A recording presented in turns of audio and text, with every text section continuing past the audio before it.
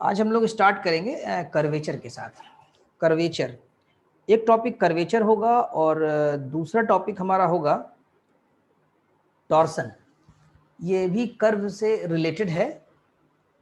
और कब कर्वेचर होता है, कब टॉर्सन होता है, तो देखिए जरा यहाँ पर आपने कर्वेचर पहले भी पढ़ रखा है बीएससी पार्ट 1 में। जैसे कि हमारी एक स्ट्रेट लाइन है तो इसमें कोई कर्व नहीं है, और जब कर्व नहीं है तो फिर इसकी कोई कर्वेचर नहीं है। Basically curvature is the bending of A curve. Curve की जो है बेंडिंग है। जैसे हम सर्किल की बात करें तो हम ये पाते हैं कि सर्किल हमारा जो है वो यूनिफॉर्मली बेंड होता है, ठीक है। और अगर किसी कर्व की बात करें, जैसे हम यहाँ पर पैराबोला ले लें, ये 2D की बात हम कर रहे हैं इस समय 2 डायमेंशन में, तो पैराबोला में आप पाएंगे कि ये सबसे ज़्यादा जो बेंडिंग इसकी है वो ओरिजिन पर है, ठीक है। तो यहाँ कर्वेचर है, ये यूनिफॉर्म कर्वेचर, इसकी कर्वेचर 0 है, इसकी स्ट्रेट लाइन की ये 0 कर्वेचर का है, ठीक।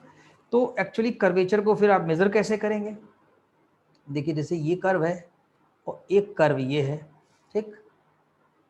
या एक कर्व आप और बना लीजिए यूं करके, या ऐसे बना सकते हैं, ऐसे किया और ये ले गया एकदम से और ऐसे करके लिया। तो अगर हम यहाँ बात करें ये P पॉइंट और ये बात करें Q पॉइंट, तो कर्वेचर ज़्यादा कहाँ पर है? आप कहेंगे Q पर बेंडिंग ज़्यादा है इस फिगर के मुताबिक, और P पर जो है वो बेंडिंग कम है हमारी, Q पर ज़्यादा है, तो यहाँ कर्वेचर ज़्यादा है। तो एक्चुअली कर्वेचर को मेजर करने के लिए arc rate of rotation of tangent लिया जाता है, ठीक। जैसे कि आप यहाँ पर एक ले लें P पॉइंट और एक उतनी दूरी पे Q ले लें, तो अगर यहाँ पर आप टेंजेंट ड्रॉ करते हैं P और Q पे, ये P पे ड्रॉ किया है, ये Q पे ड्रॉ किया, तो P से Q में जाने पर डेल्टा T टाइम में जो टर्निंग होगी, और वही अगर हम यहाँ ले लें इस पॉइंट पर मान लीजिए, तो ये टेंजेंट यहाँ आएगा दूसरे फिगर में देखिएगा, और ये टेंजेंट यहाँ आएगा। तो शार्प टर्निंग कहाँ पर हो रही है? पहले वाले फिगर में अगर हम बात करें फिगर 1 में, तो उतनी टर्निंग नहीं हो रही है। लेकिन अगर हम इस दूसरे वाले फिगर की बात करें, इसको फिगर नंबर आप 2 कहिए, तो यहाँ टर्निंग ज़्यादा हो रही है सेम इंटरवल में और सेम नेबरहुड दूरी पर। यानी कि अगर हम इसको डेल्टा एस कहें और ये डिस्टेंस जो पी क्यू है इसको भी हम थोड़ी देर के लिए डेल्टा एस कहें, तो ठीक है। तो एक्चुअली जो 2D में आपने पढ़ा वही 3D में अप्लाई होगा, arc rate of rotation of tangent. तो जो आप 3D में पढ़ेंगे वहां भी टी लेते हैं यूनिट वेक्टर, और 2D में भी लेते हैं। लेकिन वहां पर जब आप निकालते हैं बीएससी पार्ट 1 में कर्वेचर चैप्टर है, तो यहाँ एक नॉर्मल ड्रॉ करते हैं, यहाँ एक नॉर्मल ड्रॉ करते हैं, जहां ये इंटरसेक्ट करते हैं आकर के, राइट। तो वो एक इंटरसेक्शन पॉइंट N से डिनोट कर देते हैं। बाद में हम क्या करते हैं, Q को P की तरफ लाते हैं, और जब Q से P लाते हैं तो N हमारा शिफ्ट हो जाता है C पर, N गोज टू C, इसी को हम सेंटर ऑफ कर्वेचर कह देते हैं। बीएससी पार्ट 1 का कंसेप्ट है। और जो ये PC आपका है, P से लेकर के C तक की दूरी जो है, इसे रेडियस ऑफ कर्वेचर रो कह देते हैं। तो जितनी ज़्यादा बेंडिंग होती है उतना ही जो है रेडियस ऑफ कर्वेचर कम हो जाता है, क्योंकि रेसिप्रोकल होता है। आप देखिए अगर यही चीज़ यहाँ करें आप, तो दूसरे वाले फिगर में, और Q को P लाए तो सेंटर यहीं आ जाएगा। इसका सर्किल बनाया जाता है बड़ा सा, सेंटर C को मान के यहाँ भी बनाया जाएगा सर्किल, तो वो सर्किल ऑफ कर्वेचर कहलाता है। लेकिन चूंकि 3D में आप पढ़ रहे हैं यहाँ पर तो यहाँ सिंपल आपको टेंजेंट के रोटेशन से कनेक्ट कर देना है, सेंटर ऑफ कर्वेचर है नहीं निकालना है। हाँ रेडियस ऑफ कर्वेचर जरूर निकालते हैं, तो रेसिप्रोकल ले लेते हैं उसका हम कर्वेचर का। तो what is curvature, how we denote and what is the notation, एक कप्पा लेते हैं, स्मॉल k से डिनोट करते हैं। तो यहाँ पर देखिए इसको हम 3D में भी कन्वर्ट कर देंगे, अभी फिगर में बताएंगे आपको। The curvature of A curve at any point is the arc rate of rotation of the tangent at that point। यानी arc rate of rotation of tangent, arc के हिसाब से किस हिसाब से चेंज हो रहा है, आर्क रेट बल्कि ना, देखिए arc rate of rotation of, ठीक, टेंजेंट। तो टेंजेंट न्यूमिनेटर में रहेगा, यानी एक प्रकार से अगर हम लिमिट लेते हैं और लिमिट लेकर करेंगे तो delta T by delta S आ जाएगा, arc rate of rotation of tangent. it is denoted its magnitude is denoted by kappa, small k से, that is mod of dt by ds, arc rate of rotation of tangent। Arc का rate लिया जाता है, यानी arc से दर निकाली जाती है, उसको टी डैश कहते हैं। और आपने पढ़ा हुआ है, हमने आपको पढ़ा पहले भी बताया हुआ है कि टी जो है वो आर डैश के इक्वल होता है, पिछला वीडियो देखिए उस लेक्चर में बताया गया है। और अगर हम टी डैश निकालेंगे तो क्या हो जाएगा, आर डबल डैश। तो यहाँ पर मॉड टी डैश और ये R double dash is equal to K, क्योंकि इसके जो मैग्नीट्यूड को है वो कपा से डिनोट करते हैं। और the reciprocal of K, that इज 1/a, is called the radius of curvature and denoted by rho. ये एक स्टैंडर्ड फार्मूला जानते हैं, रो से डिनोट करते हैं, कार्टेशियन फॉर्म, पोलर फॉर्म में 2D में आपने पढ़ा हुआ है रेडियस ऑफ कर्वेचर के बारे में। तो यहाँ पर आपको चूंकि वेक्टर नोटेशन में पढ़ना है, सब डिफरेंशियल ज्योमेट्री में जाना है, तो ऐसा लेते हैं। यहाँ पर भी चाहे तो आप कर सकते हैं, जैसे ये देखिए ये पॉइंट P लिया हुआ है और इसका नेबरिंग पॉइंट आप यहाँ Q ले लें, तो यहाँ भी आप ये ड्रॉ कर सकते हैं, यहाँ पर आ जाएगा ये Q पॉइंट आ जाएगा। क्लियर? तो ये कर्व जो है P से Q के बीच, P पर बेंडिंग है ना इसकी, तो नेबरिंग पॉइंट लेते तो बहुत दूर हमने दिखा दिया, P के वेरी क्लोज लेना चाहिए Q को हमें, फिर भी यहाँ कर्वेचर है, देख रहे हैं ये देखिए बेंडिंग इस जगह पर आ रही है। तो एक बात तो ये आपको समझ में आ गई कि कर्वेचर यानी कि बेंडिंग। दूसरे आते हैं हम लोग टॉर्सन में। टॉर्सन क्या होता है, ये थोड़ा सा आपके लिए न्यू टॉपिक है यहाँ पर। टॉर्सन क्योंकि 2D में पढ़ते थे हम लोग जब ज्योमेट्री को, तो वहाँ टॉर्सन नहीं होता था, टॉर्सन 0 होता है। होता है किसके लिए? प्लेन कर्व के लिए। जब हमारा कोई प्लेन कर्व है, अगर हम प्लेन कर्व की बात करें, यहाँ एक फिगर हम बनाते हैं, मान लीजिए कि ये एक्स एक्सिस ले लें, ये वाई एक्सिस ले लें और जेड एक्सिस, और यहाँ पर आपने कोई ये बना दिया, मान लीजिए इलिप्स ही रखा हुआ है, तो इसकी कोई टॉर्सन नहीं है। लेकिन हाँ कोई एक ऐसा वायर है जो यहाँ रख के ऊपर स्पेस में चला जाए, ऐंठन दे दें उसके अंदर, ऐंठ दें, जैसे यही है, मान लीजिए वायर का बना हुआ इलिप्स हो और एक सिरे से पकड़िए और थोड़ी सी ऐंठन दे दीजिए, मरोड़ दीजिए, जिसे कहते हैं मरोड़ना, ठीक है। तो जब मरोड़ देंगे तो ये स्पेस में चला जाएगा, ऊपर की तरफ चला जाएगा, तो इसमें टॉर्सन आ जाएगी, ठीक। तो अब टॉर्सन एक्चुअली है क्या? देखिए जैसे यहाँ पर हम बात करें तो प्लेन कर्व की बात है, यहाँ टेंजेंट लेंगे आप T, ये अंदर N लेंगे और ऊपर की तरफ आपका बाई नॉर्मल होगा। अगर हम इस 2D को 3D में भी कंसीडर करें तो अगर हम यहाँ टेंजेंट लेते हैं, आपने देखा हुआ है, और इस जगह पर हम यहाँ पर नॉर्मल ले लें, तो बाई नॉर्मल हमेशा ऊपर की तरफ आएगा ना, TNB बनता है ये टेंजेंट। यहाँ भी देख सकते हैं इस चीज़ को, मैं यहाँ दिखा रहा हूँ, ये आपके T की डायरेक्शन, अंदर आपका ये N की डायरेक्शन, उसके ऊपर आपका ये B ऊपर। B एक्चुअली इस समय अगर ध्यान से देखें तो Z एक्सिस के पैरेलल है। अगर हम यहाँ कहें तो B की जो डायरेक्शन है बाई नॉर्मल की और Z एक्सिस यानी K जो यूनिट वेक्टर K है, तो यहाँ पर ये कह सकते हैं कि B जो है वो K कैप ही हो जाएगा अगर ये हमारा प्लेन XY प्लेन में कोई कर्व इस तरह से पड़ा हुआ है, ठीक। अब क्या होगा कि अगर हम इसमें मरोड़ देते हैं, हम इसमें ऐठन करते हैं, थोड़ी सी टॉर्सन डेवलप हो जाएगा और ये ऊपर आ जाएगा इस जगह पर। ये देखिए ऊपर एयर में आ गया, हवा में आ गया, ये 3D में आ गया, स्पेस में आ गया। तो जब स्पेस में आएगा तो ऑसिलेटिंग प्लेन चेंज हो जाएगा। अभी ऑसिलेटिंग प्लेन की हम बात कर रहे हैं, यहाँ पर जो XY प्लेन है वही ऑसिलेटिंग प्लेन है इस समय, और बाई नॉर्मल हमारा जो होता है ऑसिलेटिंग प्लेन पे परपेंडिकुलर होता है।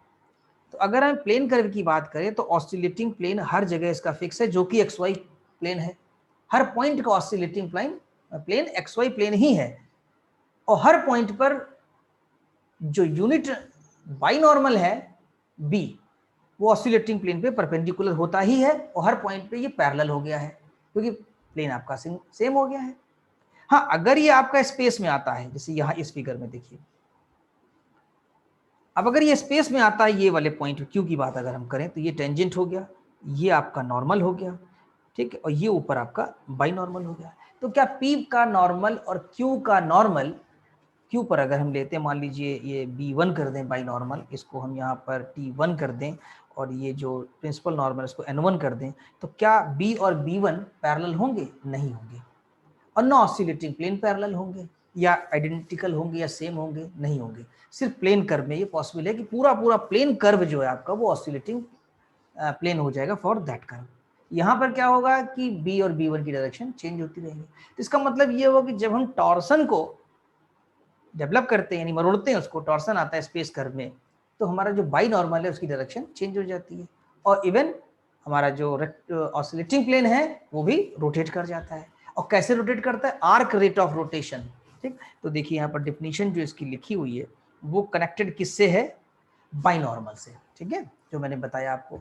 तो देखिए यहाँ पर arc rate of turning of the by normal at any point P is called the torsion of the curve at. जैसे रस्सी में मरोड़ होती है, आप कभी भी देखिएगा, जैसे जैसे मरोड़ आप खोलेंगे, अगर आप एक पेंसिल रख दें, पेन रख दें, फिंगर रख दें, तो वो घूमता जाएगा उस जगह पर, ठीक है। ऐसे ये पकड़ा, ऐसे घुमा दिया, ऐसे चला गया, ऐसे चला गया, ये चीज, ठीक। It is of course the rate of rotation of the oscillating plane at, ये 2 बार टाइप हो गया, मैं काट दिया इसको इसीलिए, arc rate of rotation of the oscillating plane at P, यानी वो arc rate of rotation oscillating plane, turning किसकी हो रही है, बाइनॉर्मल की, और ऑसिलेटिंग प्लेन का आर्क रेट ले लिया जाता है। तो इसका मतलब बाइनॉर्मल ही रिस्पॉन्सिबल हुआ या ऑसिलेटिंग प्लेन हुआ, तो ऑसिलेटिंग प्लेन कनेक्ट नहीं कर रहे हैं हम, यहाँ डायरेक्शन से कनेक्ट कर रहे हैं और डायरेक्शन हमारी बाइनॉर्मल।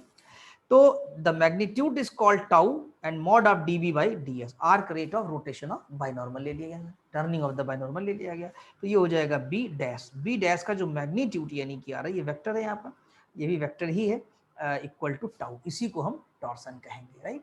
The reciprocal of the torsion is called the radius of torsion and denoted by sigma, thus sigma is equal to 1 tau, इस तरह हम डिनोट कर देते हैं। तो आपको ये पूरा कंसेप्ट समझ में आ गया होगा। इस चीज को और देखने के लिए आप यहाँ देख सकते हैं, एक फिगर हमने दिया हुआ है नीचे जी, अगर हमें कर्वेचर देखना है या पॉजिटिव कर्वेचर देखना है, तो जब कर्व के इन साइड ये रहेंगे, हम एन को अंदर की दिशा में लेंगे, अंदर की डायरेक्शन में ये, तो ये पॉजिटिव, और अगर इस तरह से रिप्रेजेंट करते हैं आप, तो ये फिर निगेटिव कर्वेचर हो जाएगी आपकी, ठीक है। हाँ, और इसी तरीके से टॉर्सन अगर आप देख लें, इस तरह बी की डायरेक्शन में ऊपर की तरफ है तो पॉजिटिव टॉर्सन लेंगे, और अगर नीचे की तरफ है तो फिर वो हम लोग निगेटिव टॉर्सन लेंगे। तो वो डायरेक्शन के लिए हिसाब से बनता है कि कर्व हमारा किधर बेंड है, वो आप जैसे न्यूमेरिकल लगाएंगे वैसे वैसे हम बताते चलेंगे वहां पर। अब बात ये आती है कि दो थ्योरम्स हैं, जैसे अभी हमने डिस्कशन करते समय ये कहा था, जब हमारा प्लेन कर्व होगा तो उसमें टॉर्सन 0 हो जाएगी, या हमारी स्ट्रेट लाइन है तो उसमें कर्वेचर 0 हो जाएगी। तो ये एक थ्योरम बन जाती है, ये दो स्पेशल कंडीशंस है हमारी, तो इन्हीं दोनों को हमने थ्योरम के फॉर्म में कर दिया, जो कि यूनिवर्सल ट्रूथ है। थ्योरम हमेशा वही होती है जो कॉमन प्रॉपर्टी है। तो जैसे कि स्ट्रेट लाइन है हमारी ये, अब स्ट्रेट लाइन में आप देखें जिस भी पॉइंट पे आप टेंजेंट ड्रॉ करेंगे, तो आई थिंक कि टेंजेंट तो रोटेट ही नहीं करेगा। अगर हम इसमें रेड कलर से बनाए भी एक वर्चुअल मान लें, तो टेंजेंट तो कोइंसाइड कर जाएगा, एक और टेंजेंट बनाए फिर कोइंसाइड कर जाएगा। तो सारे टेंजेंट की तो एक ही डायरेक्शन है, even line is itself a tangent at every point of the straight line, तो अलग से दिखाई भी नहीं देगी आपको, ठीक है। कर्व होता तो दिखाई भी देती।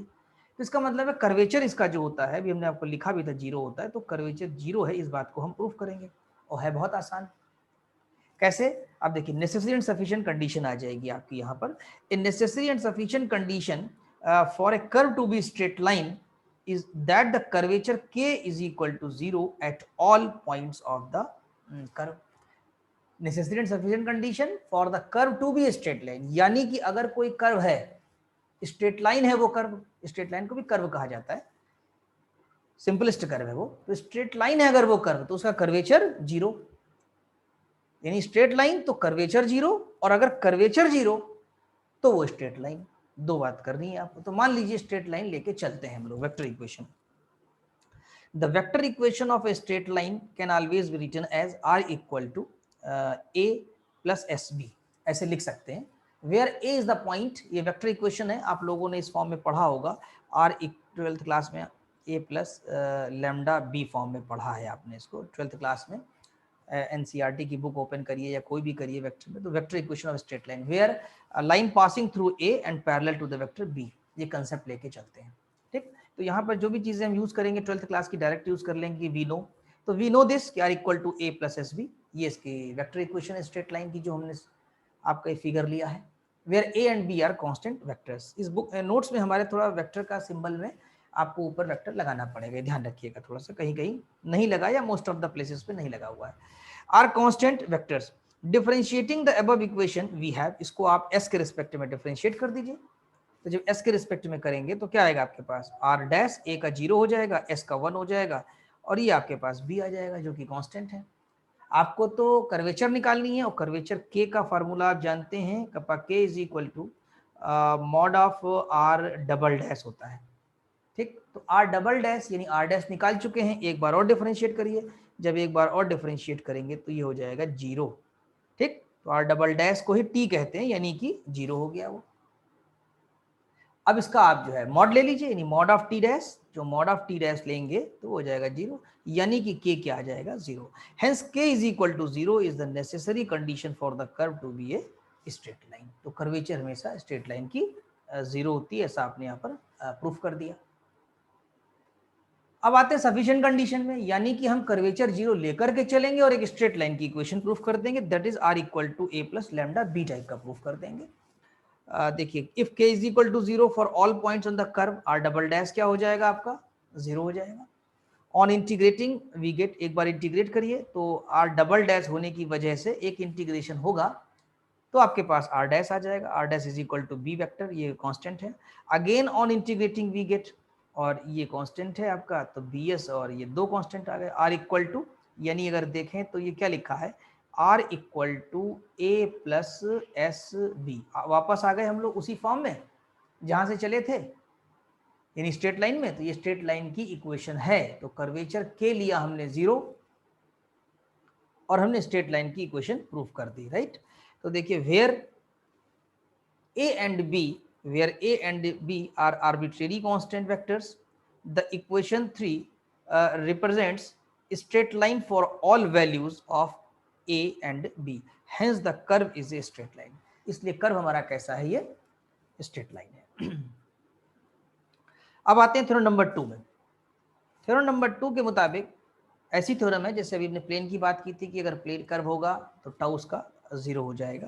तो थ्योरम 2 में देखिए, a necessary and sufficient condition that a given curve be plane curve is that tau equal to 0 at all points. ये बात हमने आपको फिगर में बताई थी कि अगर प्लेन कर्व लेंगे तो बी हमारे जो होगा बाई नॉर्मल वो पैरेलल हो जाएगा। अभी जेड एक्सिस का एग्जांपल दिया था, किसी भी एक्सिस के हो सकता है, स्पेस में कहीं भी उसको प्लेन पे ले सकते हैं आप, सिंगल प्लेन पे। तो उसको प्रूफ करना है कि उस समय टाउ जो होगा हमारा 0 हो जाएगा। तो नेसेसरी कंडीशन में लेते हैं प्लेन कर्व का। If the given curve is a plane curve then the tangent and normal at all points of the curve lies in the plane of the curve. जो भी फिगर में दिखाया था कि टेंजेंट और उसके नॉर्मल उसी प्लेन पे लाई करेंगे। इस फिगर में आप देख सकते हैं, जब हमने इलिप्टिक बनाया था, इलिप्टिक कर्व लिया है, इलिप्स लिया है, तो इसमें टेंजेंट और नॉर्मल एक्स वाई प्लेन पर ही है, लेकिन बी जो है वो जेड के पैरेलल हो गया है, ठीक। तो यहाँ क्या कहना चाहते हैं, that is the plane of curve is oscillating plane at all points of the curve. जो प्लेन होगा वो ऑसिलेटिंग प्लेन हो जाएगा at all points of the curve, कोई भी पॉइंट ऐसा नहीं छूटेगा आपका। This shows that the unit vector B along the binormal is constant। अब इसको पूरा पूरा कांस्टेंट क्यों कह दिया, देखिए डायरेक्शन एक हो गई सिंगल, जो जेड एक्सिस से पैरेलल बताई मैंने आपको, और मैग्नीट्यूड भी इसका क्या है, मॉड अगर लेते हैं आप केवल वेक्टर बी का तो 1 हो जाएगा, यूनिट वेक्टर है आपका ये। बी कैप भी लगाते हैं, कुछ बुक्स में बी कैप भी लिखा जाता है, बी कैप लगा दीजिए, तो B cap is equal to 1। और डायरेक्शन भी फिक्स हो गई पूरे कर्व के हर पॉइंट पर। जो भी कर्व आप ले रहे हैं इसका मतलब ये कांस्टेंट वेक्टर हो गया, is constant, by normal is constant, right, इसीलिए लिखा है बाय नॉर्मल इज कांस्टेंट। तो जब आप इसको डिफरेंशिएट करेंगे तो इसकी वैल्यू क्या हो जाएगी 0, और बी डैश ही का जो मॉड है वो क्या होता है, टाउ होता है, और जब बी डैश ही 0 हो गया तो इसका मतलब टाउ भी 0 हो गया। Is the necessary condition for the curve to be a plane curve, right. अब हमें क्या करना होगा कि टाउ 0 लेके चलना होगा और ये दिखाना होगा कि बी की डायरेक्शन फिक्स, यानी बी हमारा जो है फिक्स है, बी हमारा कांस्टेंट है कुल मिलाकर के। अब बी हमारा कांस्टेंट है, ये कैसे प्रूफ होगा, ये तब प्रूफ होगा जब ऑसिलेटिंग प्लेन, ये प्लेन कर्व का प्लेन एक आए, अकेला आए, सिंगल आए।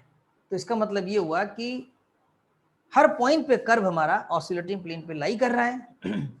तो बाई नॉर्मल की डायरेक्शन सिंगल हो जाएगी, एक और एक ही हो जाएगी। अब देखते हैं इसमें कैसे करते हैं, अभी आपको मैथमेटिकल बताएंगे तो और समझ में आ जाएगा, डिस्क्रिप्शन तो दिया मैंने। If tau is equal to 0 then B dash का जो मॉड है वो 0 हो जाएगा। दिस सजेस्ट कि बी डैश जो है वो 0 हो जाएगा। This implies that B is constant vector, right, यानी इसका डेरिवेटिव जो है अगर 0 आएगा तो कांस्टेंट वेक्टर हो जाएगा आपका ये बी, राइट।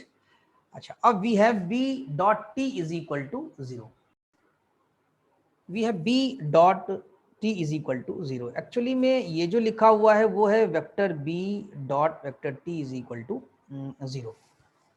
आपने पढ़ा है ना कि बी डॉट टी 0 होता है, टी डॉट बी भी 0 होता है। ये जो टी एन बी का कंसेप्ट है, ये टी है और ये आपके पास एन है और ये आपके पास अगर बी है तो टी एन बी में रिलेशन है कि बी डॉट टी भी 0 है, बी डॉट एन भी 0 है और टी डॉट एन भी 0 होगा, ठीक। तो यहाँ पर एक चीज़ हम पहले नोटिस कर चुके हैं, this implies that B is constant vector, B तो कांस्टेंट है as well as B dot T is equal to 0 we know, ये हम जानते हैं, ठीक। अब देखिए यहाँ पर कि और बी डॉट, एक्चुअली यहाँ वैल्यू पुट कर दी, थोड़ा मैथमेटिकल कैलकुलेशन है, ध्यान समझेंगे। टी की जगह हम लोगों ने पुट कर दिया है आर डैश, ठीक है, ध्यान रखिएगा। Integrating this relation with respect to S, और जब इंटीग्रेट करेंगे तो बी हमारा कांस्टेंट है, बी हमारा कांस्टेंट है, तो आर डैश का जो इंटीग्रेशन होगा वो आर प्रोवाइड करेगा आपको। Integrating this relation with respect to S we get we B dot R is equal to constant 2 बार लिखा है, ठीक है, बी डॉट आर, क्योंकि आपने इंटीग्रेट कर दिया है तो B dot R is equal to constant. ये किसकी इक्वेशन होती है? Which is the equation of plane perpendicular to the constant vector B, ये प्लेन की इक्वेशन है। अब आप भूल गए होंगे एक इक्वेशन होती है प्लेन की, R dot N is equal to A dot N, right, ये इक्वेशन प्लेन की होती है। और ए डॉट एन जो है ये कोई सी लिख सकते हैं, इसको आप कांस्टेंट आर डॉट एन, ये 12th क्लास में है, वैसे तो हम इसको जनरली प्रूव भी करा देते हैं स्टूडेंट्स के लिए, लाइए हम आपके लिए भी करा देते हैं। प्लेन की इक्वेशन ये है, और यहाँ ओरिजिन ले लीजिए, ये पॉइंट आप ऐसे लीजिए, ये पॉइंट मान लीजिए P है, ठीक, और ये पॉइंट मान लीजिए आप A है, पोजीशन वेक्टर R है, यहाँ से यहाँ मिला दीजिए और एक परपेंडिकुलर कर दीजिए इसके ऊपर N, ये N वेक्टर, और ये पॉइंट आप A ले लीजिए, ठीक। तो अगर आप AP लेते हैं, मान लीजिए AP डॉट N, क्या आएगा आपके पास? 0, क्योंकि परपेंडिकुलर है, ठीक, 12th क्लास का प्रूफ है। और AP को लिख सकते हैं आप OP minus OA dot N is equal to 0, चाहे कैप लगाइए चाहे वेक्टर लगा दीजिए, ये हो जाएगा R minus A dot N is equal to 0, यानी कि R dot N cap is equal to A dot N cap, यानी इसको सी मान लीजिए, ठीक। तो देखिए इक्वेशन क्या आती है, R dot N cap is equal to C I आपकी। ये किसकी इक्वेशन है? प्लेन की है, ठीक। और ये क्या है? परपेंडिकुलर है उस प्लेन पर। तो यहाँ पर ये बी जो है वो आपका एन की जगह है, मतलब ये एन, तो ये वाला एन नहीं जो प्रिंसिपल नॉर्मल है, ये जनरली एक कोई वेक्टर है आपका, ठीक। तो हम यहाँ आपको फेमिलियर करना चाह रहे थे कि R dot N is equal to C किसको रिप्रेजेंट करता है? ये प्लेन की इक्वेशन होती है जिस पर ये एन जो है एवरी पॉइंट पे परपेंडिकुलर होता है, एवरी पॉइंट पे, नॉट ओनली दिस पॉइंट, अगर आप यहाँ ले जाएंगे तो भी पैरेलल आएगा, मतलब कहने का, ठीक है। तो इसका मतलब ये हुआ कि बी जो है हमारा वो परपेंडिकुलर है और हर जगह पैरेलल हो जाएगा उस पॉइंट, पूरे कर्व के एवरी पॉइंट पे, which is the equation of the plane perpendicular to the constant vector.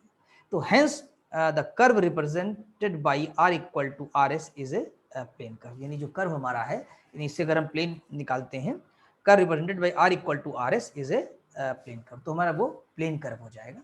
तो आई थिंक ये थ्योरम भी समझ में आ गई होगी। अब हम लोग स्टडी करेंगे सेरेट फ्रेनेट फार्मूले। ये जो सेरेट फ्रेनेट फार्मूले हैं ये क्या होते हैं? एक्चुअली में आपने जब फर्स्ट सेकंड लेक्चर अटेंड किया था तो वहाँ पर हमने एक दो बातें बताई थी आपको, और ये फिगर में भी आप ऑब्जर्व कर सकते हैं कि P पॉइंट का जो टेंजेंट है और जो T1 Q पॉइंट पे जो T1 हमने टेंजेंट डिनोट किया है, क्या ये दोनों पैरेलल हैं? नहीं है, इनकी डायरेक्शन चेंज हो रही है। हाँ, मैग्नीट्यूड सेम है यूनिट वेक्टर होने की वजह से, लेकिन डायरेक्शन पॉइंट टू पॉइंट इनकी चेंज होगी। यहाँ आएंगे तो चेंज हो जाएगी, टी की ही नहीं एन की भी हो जाएगी, और प्लेन कर्व नहीं है तो फिर बी की भी हो जाएगी, स्पेस कर्व है आपका। तो इसका मतलब है ये डायरेक्शन वेक्टर तो हैं, ट्राइड तो हैं हर पॉइंट के, लेकिन वेरिएबल है, और जब वेरिएबल है तो फिर ये डिफरेंशिएबल भी है, इनको डिफरेंशिएट भी किया जा सकता है। इसलिए हम यहाँ पर D T by D S, D N by D S, D B by D S निकाल सकते हैं। यहाँ एस वही आर्क लेंथ है, डेल्टा एस, राइट। यानी कि अगर हम बात करें तो अब हम लोग पढ़ने जा रहे हैं टी डैश, एन डैश और बी डैश। ये T dash, N dash, B dash के क्या रिलेशन होते हैं, ये आपस में किस तरह रिलेटेड होते हैं। और बेसिक जो वेक्टर हमारे पास हैं टी, एन और बी, ये फंडामेंटल वेक्टर हैं, और ये फंडामेंटल वेक्टर के डेरिवेटिव्स हैं। तो जो ये फंडामेंटल यूनिट वेक्टर्स हमारे स्पेस कर्व के हैं टी एन बी, उनको उनके डेरिवेटिव से किस तरह कनेक्ट किया जा सकता है, यानी कि टी एन बी को T dash, N dash, B dash से कैसे कनेक्ट कर सकते हैं, इसी का जो डेवलपमेंट किया, इसका जो स्टैब्लिशमेंट किया, इसका जो प्रूविंग दिया है, वो सेरेट फ्रेनेट फार्मूले कहलाते हैं। यानी कि T dash, N dash, B dash in the terms of T and B are called as a सेरेट फ्रेनेट फार्मूले। अब ये फॉर्मूले जो आपके हैं इनका हम यहाँ पर प्रूफ की बात करेंगे, डायरेक्शन की बात करेंगे, तो आप ध्यान से देखिएगा इसको। ए सेट ऑफ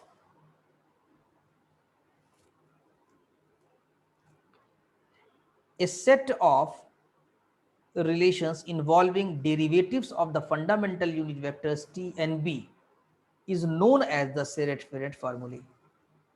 क्या होता है टी डैश, क्या होता है के एन के बराबर होता है। टी डैश याद रखिएगा, T dash is equal to K N, learn करना पड़ेगा।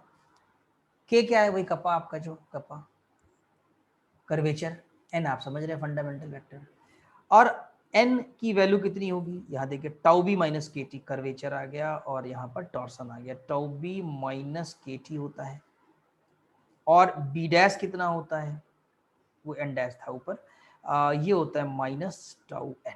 क्लियर, ये तीन फार्मूले जो हैं आपको याद करने हैं और इनकी अभी हम प्रूविंग डिस्कस कर लेते हैं आपसे। और फंडामेंटल हैं तो इन्हें समझना भी है, प्रूविंग भी याद रखनी है आपको, फ्रीक्वेंट यूज होता रहेगा इनका पूरी डिफरेंशियल ज्योमेट्री में। ठीक, तो वी नो, स्टार्ट कहाँ से करेंगे, we know T is equal to, ये आर डैश है बेसिकली, यहाँ पर लिखा हुआ आर डैश। ठीक, R dash is unit tangent vector at a point P on the curve. Therefore अगर इसका हम मॉड लेते हैं, मान लीजिए जैसे कि ये टी है ना आपका, ठीक है, तो टी का अगर आप मॉड लेंगे तो यानी कि आर डैश का लेंगे, 1 आ जाएगा आपका ये। ठीक, या कि आप आर डैश करिए, R dash dot R dash कर दीजिए तो भी तो 1 आ जाएगा, ऐसे भी कर सकते हैं, या इन्होंने जैसे किया स्क्वायर करके भी कर सकते हैं। ठीक, अब अगर इसका हम डिफरेंशिएशन करें, किसका, आर डॉट का, तो देखिए क्या वैल्यू आने वाली है आपके पास, ये जैसे R dash dot R dash dot R double dash plus R double dash dot R dash is equal to 0 हो जाएगा। और डॉट प्रोडक्ट इज कम्यूटेटिव, तो R dash dot R double dash को लिख सकते हो आर, इसको भी वही लिख सकते हैं सेम, यानी ट्वाइस हो जाएगा। आई थिंक ये समझ में आ गया होगा। और 2 आपका 0 नहीं हो सकता है, तो क्या 0 होगा, R dash R double dash 0 हो जाएगा। तो यानी कि R double dash is perpendicular to R dash, तो ये नहीं दिखा रहे हैं कि R double dash is perpendicular to T, तो आर डबल डैश जो है वो परपेंडिकुलर होगा टी पर। अब ये बताइए जो टी पर परपेंडिकुलर होगा तो R double dash, but r double dash at p lies in the oscillating plane at p, thus r double dash is a vector in oscillating plane perpendicular to t। हाँ, ये बात यहाँ पर समझनी है थोड़ी सी कि r डबल डैश जो है वो परपेंडिकुलर है किस पर, r डैश पर, और ये किस पे लाई करेगा, ऑसिलेटिंग प्लेन पर। तो इसको हम यहाँ पर एक बार फिगर में बताएंगे ऊपर आपको, ये देखिए इस चीज़ को समझने के लिए कि r डैश कहाँ पर है। देखिए ये है आपका t, जिसको आप कहेंगे r डैश, ठीक है, और r डबल डैश जो होगा आपका, r डबल डैश वो t पे परपेंडिकुलर है, राइट। तो t पे परपेंडिकुलर होने के लिए तो बहुत से पोजीशन है कि परपेंडिकुलर हो, या b के पैरेलल भी हो सकता है, n के पैरेलल भी हो सकता है, या b और n के बीच में कहीं भी पैरेलल हो सकता है। लेकिन चूंकि आपने थ्योरम में पढ़ी हुई है पहले भी कि जब डेरिवेटिव निकालते हैं हम लोग तो उसका डेरिवेटिव उसी प्लेन में रहता है जिसमें वो वेक्टर होता है। तो r डैश यानी कि t किस में है, ऑसिलेटिंग प्लेन में, तो जिस प्लेन में t है उसी प्लेन में ये उसका डेरिवेटिव रहेगा, यानी कि t डैश यानी कि r डबल डैश। तो r डबल डैश किस पे होगा, ऑसिलेटिंग प्लेन पर ही होगा। अब ऑसिलेटिंग प्लेन फिक्स हो गया, अब ऑसिलेटिंग प्लेन में रहते हुए परपेंडिकुलर भी होना है इसको, तो फिर एक ही चॉइस बची आपकी, कौन सी, n, या तो n के डायरेक्शन में हो या तो फिर n के अपोजिट डायरेक्शन में हो। किसकी डायरेक्शन, r डबल डैश की हम बात कर रहे हैं, r डबल डैश, क्योंकि r डबल डैश को ऑसिलेटिंग प्लेन में भी रहना है और t पर भी परपेंडिकुलर होना है। ठीक, तो अल्टीमेटली हमारे पास चॉइस जो बची r डबल डैश के लिए डायरेक्शन की, वो केवल और केवल प्रिंसिपल नॉर्मल के अलोंग ही बसती है। ठीक, तो यहाँ पर यही लिखा हुआ है कि R double dash at P lies in the oscillating plane, but इसीलिए लिखा है कि थ्योरम से है। ठीक, बट जो लिखा गया है वो इसीलिए है कि lies in the oscillating plane at p, thus r double dash is a vector in oscillating plane perpendicular to t, tangent के परपेंडिकुलर है, implying that r double dash is collinear, देखा आपने r double dash n के collinear आ जाएगा with n, also r double dash is equal to k, पीछे पढ़ा है आपने, ठीक है। यानी कि आप इसको क्या लिख सकते हैं, r double dash is equal to kn, यानी इसको जब मॉड हटाएंगे, मॉड में तो एक्चुअली मैग्नीट्यूड लिखा जाता है, और जब वेक्टर फॉर्म में लिखेंगे, आपने कहा ना कि r double dash is collinear हो जा रहा है किसके,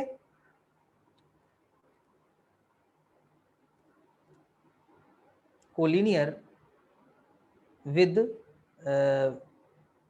n, collinear with n, right. तो वेक्टर और वेक्टर के साथ उसका मैग्नीट्यूड, तो मैग्नीट्यूड कितना होता है आर डबल डैश का, वो होता है k, और उसकी डायरेक्शन कितनी हो गई n, तो R double dash is a vector, R double dash जो है वो वेक्टर होगा प्लस माइनस के एन, उसकी डायरेक्शन क्या होगी, कभी प्लस होगी प्लस माइनस, लेकिन कर्वेचर को हमेशा हम पॉजिटिव लेते हैं, इसलिए अंदर की तरफ ही आर डबल डैश भी लिया जाएगा। तो we choose the direction of n such that the curvature k is always positive, right, such that positive, that is r double dash is equal to kn और dt by ds, क्योंकि हम r double dash को क्या लिख सकते हैं, dt by ds which is kn। तो इस समय अगर हम फिगर से बात करें कि सर ये हमारी डायरेक्शन जो r डबल डैश की आ रही है वेक्टर की, वो कहाँ जाएगी, तो r डबल डैश अगर इस फिगर में आप देखेंगे तो r डबल डैश n के कोलिनियर हो जाएगा, ठीक, क्योंकि हमें कर्वेचर भी पॉजिटिव रखनी है इसकी, और पॉजिटिव कर्वेचर आपका अंदर की तरफ जब नॉर्मल लेते हैं तब आता है, यानी ये जो लाइन n वाली जा रही है यही लाइन आपकी किसकी हो जाएगी, r डबल डैश की, ठीक। तो r double dash is equal to kn ले लेंगे, इस बात का ध्यान रखिएगा। तो एक रिलेशन आपने प्रूफ कर लिया हमारा कि t dash is equal to kn। तो आई थिंक ये आपको समझ में आ गया होगा पहला वाला प्रूफ। अब यहाँ पर आप देखिए हम लोग सेकंड वाला करेंगे जो कि बी डैश का है, ठीक। तो देखिए बी डैश की स्टार्टिंग करेंगे कि mod of b square is equal to 1, यानी b dot b is equal to 1, basically आप ये कहिए b dot b is equal to 1, इसको उसी तरह से डिफरेंशिएट करेंगे फर्स्ट और सेकंड से, तो आपको मिल जाएगा b dot b is equal to 0, जैसे ऊपर अभी हम लोगों ने किया था। बेसिकली मिलेगा तो आपको ये कि 2b dot b dash is equal to 0, twice हो जाएगा, ट्वाइस में 2 0 हो नहीं सकता। अब यहाँ देखिए क्या कंक्लूजन निकल रहा है कि thus b is a unit vector of constant magnitude, constant तो मैग्नीट्यूड है ही इसका क्योंकि यूनिट वेक्टर है आपका, and it is perpendicular to its derivative b dash, b और b डैश परपेंडिकुलर होगा उसके डेरिवेटिव, ठीक। अब देखना ये लाई कहाँ करेगा, therefore b dash lies in the oscillating plane, ये बात तो आपको समझ में आ गई होगी कि ये ऑसिलेटिंग प्लेन में लाई करेगा। क्यों, यहाँ अगर एक फिगर हम बना लें थोड़ी देर के लिए इस तरीके से, ये मान लीजिए आपके पास t है और ये डायरेक्शन आपकी जो है वो n की है, और ये डायरेक्शन आप मान लीजिए आपकी b की है, राइट, और ये आपकी n की आ रही है।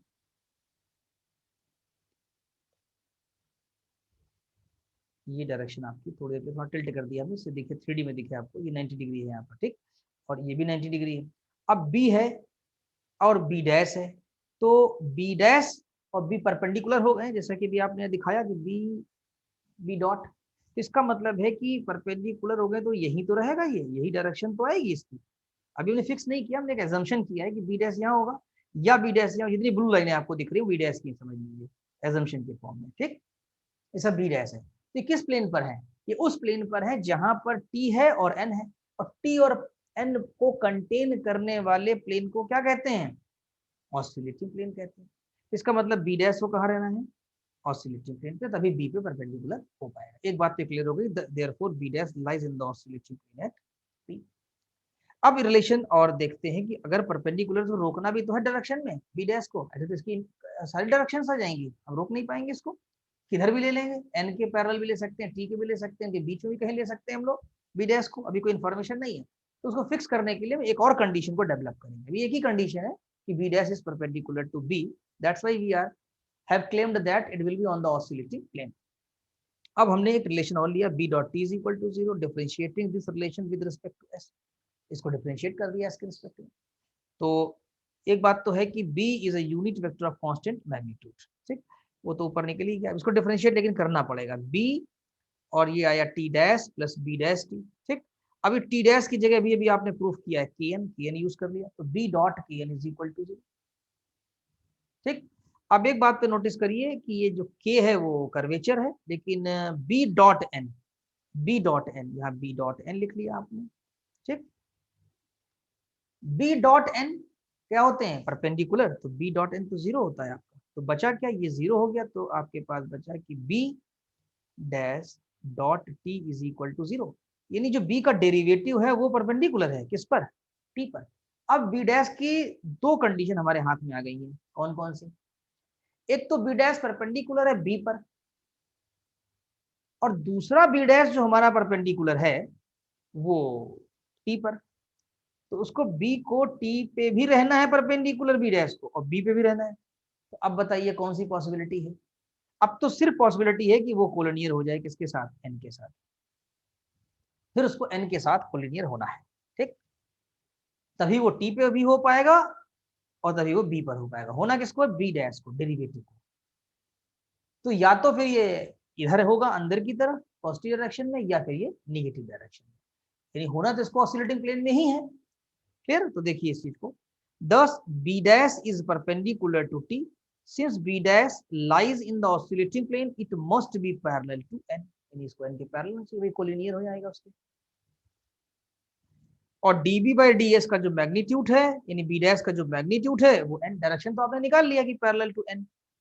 अब b डैश का मैग्नीट्यूड कितना होता है, टाउ, तो b dash is equal two plus minus tau n, ये हो जाएगा, जैसे वहां प्लस माइनस हुआ था।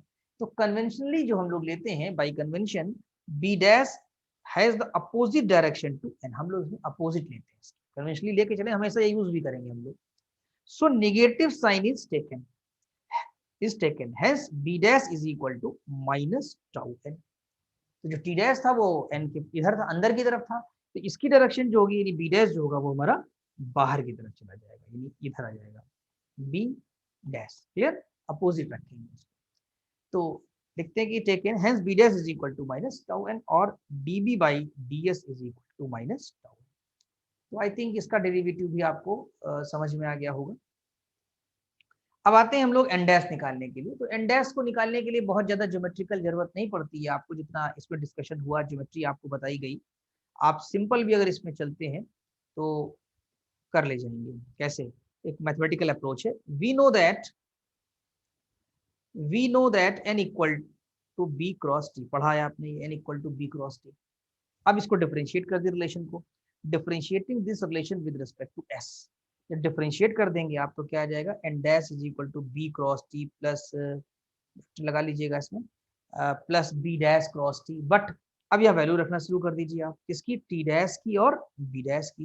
तो B dash is equal to minus tau N और T dash is equal to K N, ये आपने सब्स्टिट्यूट कर दिया, तो एन डैश कितना हो जाएगा, एन डैश हो जाएगा minus tau n cross t, ये वाला पहले लिख दिया गया है, ठीक है, और फर्स्ट वाला सेकंड नंबर पे लिख दिया गया यहाँ पर। क्लियर, फिर आपने वेक्टर वेक्टर के बीच में ही क्रॉस प्रोडक्ट आता है केवल, तो टाउ तो स्केलर है, एन क्रॉस टी लिख लिया, ठीक है, और के करके b cross n, n cross t जो होता है वो माइनस बी होता है, पढ़ा है आपने ट्रायड के फॉर्म में लिख के, पहले लेक्चर को देखिए, वीडियो नंबर 1 में है इसमें, ठीक है, और बी क्रॉस टी को आप लिख सकते हैं माइनस टी, तो ये क्या बन गया आपके पास, tau b minus k t, तो thus we obtain n dash is equal to minus tau b minus k t. Clear, तो इसकी मिक्स डायरेक्शन आ जाएगी इन डैश की, वो बी और जो टी आपके हैं इन दोनों के बीच में कहीं ना कहीं होगी। क्लियर, और इसका कोई ज्यादा डिस्कशन की जरूरत अभी नहीं है फिलहाल, ये जैसे आप एमएससी करेंगे तो वहाँ फिर से डिफरेंशियल ज्योमेट्री पढ़ेंगे तब वहाँ पर बहुत जरूरत पड़ेगी आपको। ठीक, तो एन डैश की डायरेक्शन बी और टी के बीच में कहीं आएगी।